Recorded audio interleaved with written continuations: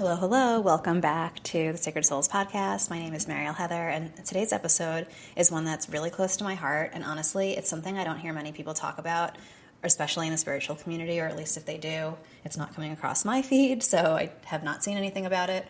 But I want to share my experience with what I've now come to understand as what I think is high-functioning depression, and if not, just depression in general, because it was confusing for me. And for a long time, I knew something felt off, but I didn't necessarily think it was wrong. I definitely didn't think it was depression. So I'm doing this episode for the person who maybe feels that too, like a little off, a little disconnected, like something's wrong, but they can't quite name it. So if that's you, I want you to know that you're not alone and healing is absolutely possible. So here's how I actually figured this out. My first mushroom journey was hands down the most emotionally intense experience of my life. And if you want all the details on that, I do have a separate episode dedicated to it, so just go back and find it. However, during that first journey, the mushrooms didn't specifically mention depression.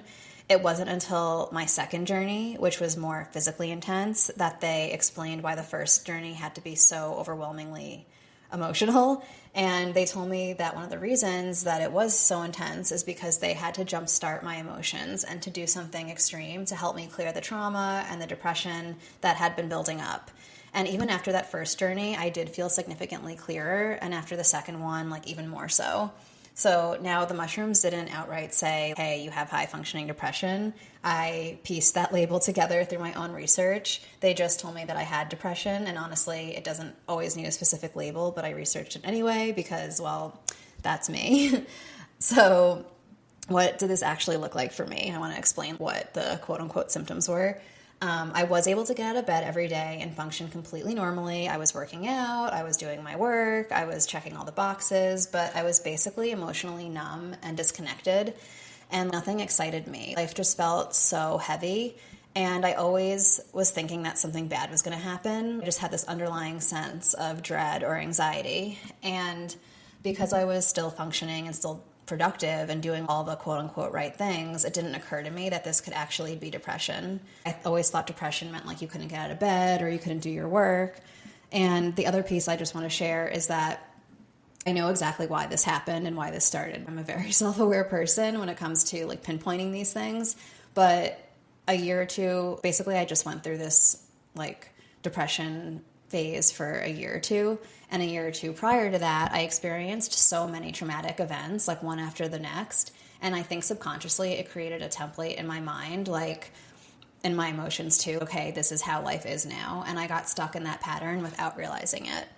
And honestly, it's only now, like feeling a million times better and lighter, that I can see how much something was actually wrong. The contrast is incredible.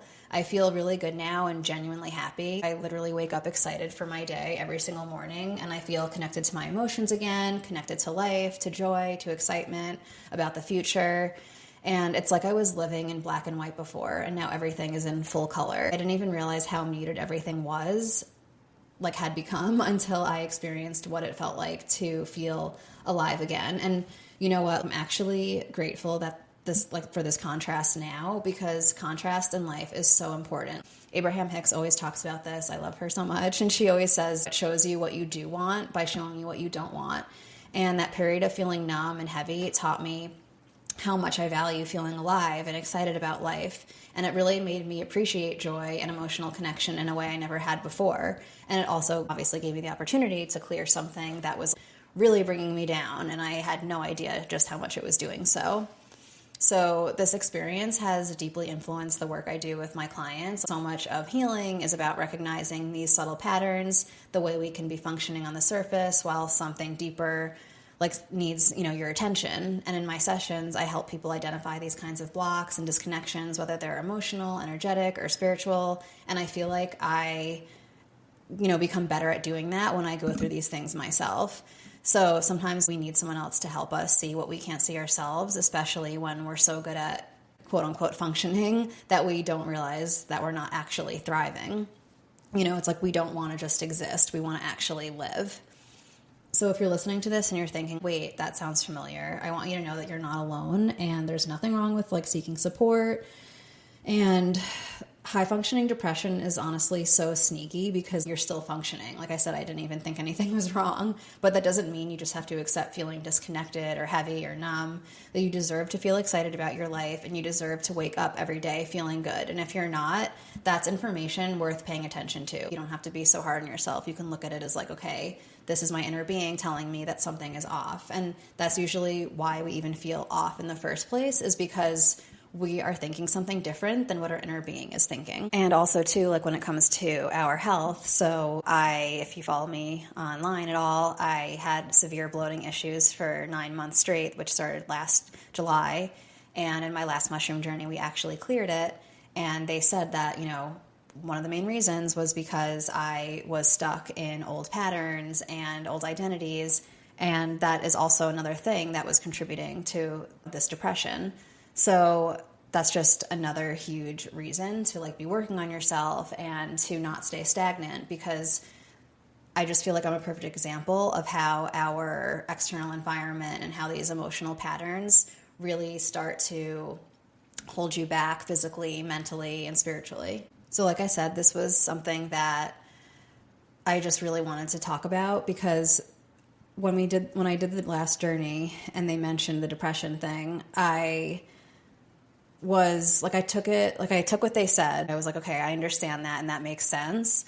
And they even were showing me back to when it started, back in last July, and how I started to get the bloating and how that was all related. And so I understood what they were saying at the time. But after the journey, and I have talked about this in other episodes, basically when you do mushrooms, they still stay in your system for a few months. And so it's still integrating. And for me, at least, every day, I feel like I'm learning I'm having a new insight, or something new is happening, because it's just still working. And so after I did that last journey a few months ago, it was predominantly about clearing my gut issues. And so afterwards, that's really what I was focused on. I was like, okay, we just cleared that, and we just cleared the old identity, and we just did this and that.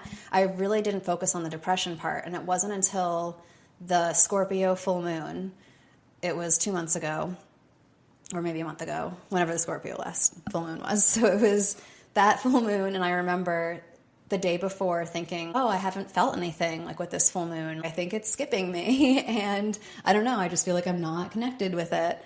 And then literally that night, out of nowhere, my intuition reminded me of what they said about the depression, and it just hit me, and I was like, oh my God. And that's when I started to do the research of what kind of depression this was, and is this really depression, and what are these symptoms about?